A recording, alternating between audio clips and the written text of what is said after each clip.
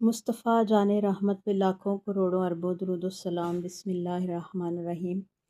अस्सलामु अलैकुम वरहमतुल्लाहि वबरकातुहू। आइए आज खुश मोहब्बत के साथ सूरह बकरा आयत नंबर 129 पेश करते हैं, जो हज़रत इब्राहीम और हज़रत इस्माइल की अजीम दुआ है, उम्मत मोहम्मद सल्लल्लाहु अलैहि वसल्लम के लिए मांगी गई दुआ। तर्जुमा: ए हमारे रब, इन्हीं में से एक रसूल भेज जो इन्हें तेरी आयत पढ़कर सुनाए, इन्हें किताब और हिकमत की तालीम दे और इनका तज़किया पाकीज़गी करे। बेशक तू ही गालिब है, बड़ी हिकमत वाला है।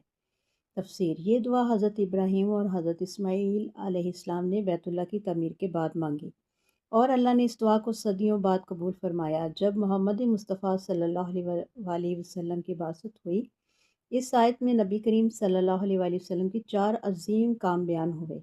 आयात की तिलावत दिलों को जगाने के लिए, किताब की तालीम ज़िंदगी को संवारने के लिए, हिकमत की तालीम अक्ल व अमल को दुरुस्त करने के लिए, तज़किया नफ्स दिलों को पाक करने के लिए। यही वजह है कि नबी सल्लल्लाहु अलैहि वसल्लम सिर्फ मुअल्लिम नहीं, मरबी, मज़की और रहबर का कामिल है। आज हमने ये सीखा कि कुरान पढ़ना सिर्फ अल्फाज नहीं, दिल की इस्लाह है। नबी करीम सल्लल्लाहु अलैहि वसल्लम की सुन्नत के बगैर कुरान समझना नामुमकिन है। असल कामयाबी इल्म, अमल, पाकीज़गी में है। जो नबी सल्लल्लाहु अलैहि वसल्लम के तरीके पर चलता है वही कामयाब होता है। दुआ है उस रब ज़ुल जलाल से, अल्लाह हमें अपने नबी सल्लल्लाहु अलैहि वसल्लम की अताअत करने वाली उम्मत में शामिल फरमा। कुरान के ज़रिए हमारे दिलों को पाक कर दे और सुन्नत मोहम्मद सल्लल्लाहु अलैहि वसल्लम के ज़रिए हमारी ज़िंदगियों का तज़किया फरमा।